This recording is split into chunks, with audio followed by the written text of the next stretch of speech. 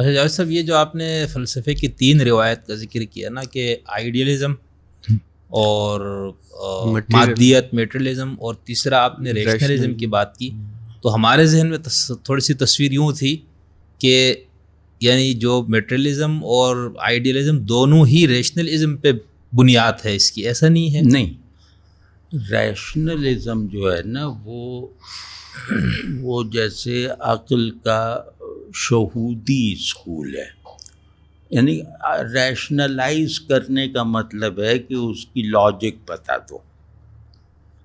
تو ریشنلزم جو ہے وہ آئیڈیلزم سے بھی مختلف ہے اور مٹیریلزم سے بھی مختلف ہے.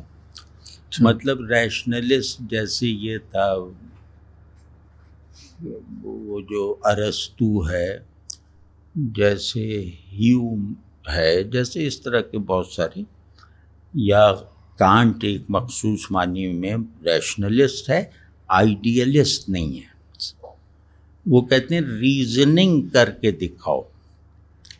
کانٹ سے دونوں روایت نہیں نکلتی جاوید صاحب؟ کانٹ سے جرمنی کے اندر جو یعنی عقلیت کی بھی اور یہ جو مادیت، وہ تو دونوں ان کو اپنا امام نہیں مانتے، یعنی امام اس معنی میں کہ انہی سے ہی دونوں اپنے سارے دلائل لیتے ہیں. مادیت اس کا موضوع نہیں ہے، وہ کازمالوجی پہ کلام نہیں کرتا. مادیت میں کائنات پہ کلام ہوتا ہے، یعنی آبجیکٹو. صرف مادیت میں سبجیکٹو مباحث نہیں ہوتے.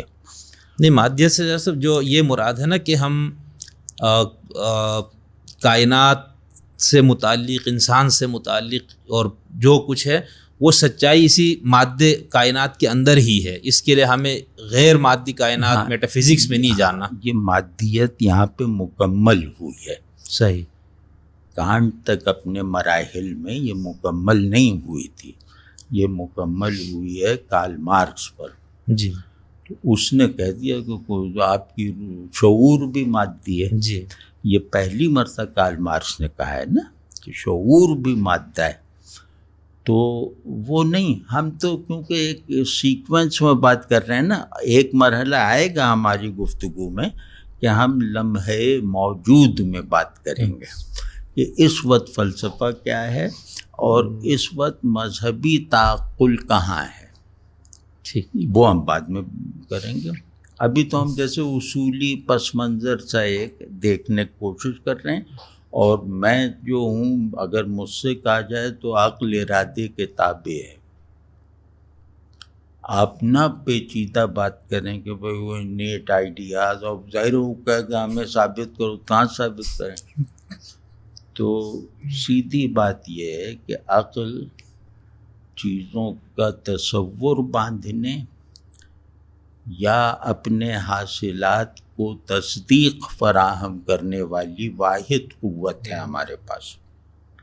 یہ عقل ہے، وہ صحیح غلط کا بھی فیصلہ کرے گی.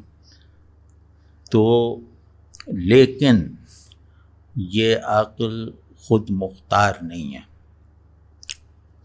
کہیں بھی نہیں ہے.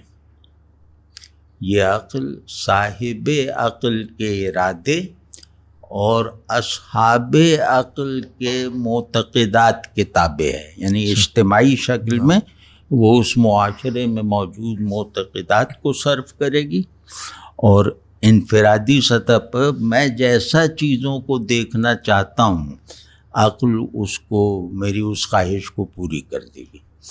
یہ عقل کی ٹوٹل ورکنگ ہے.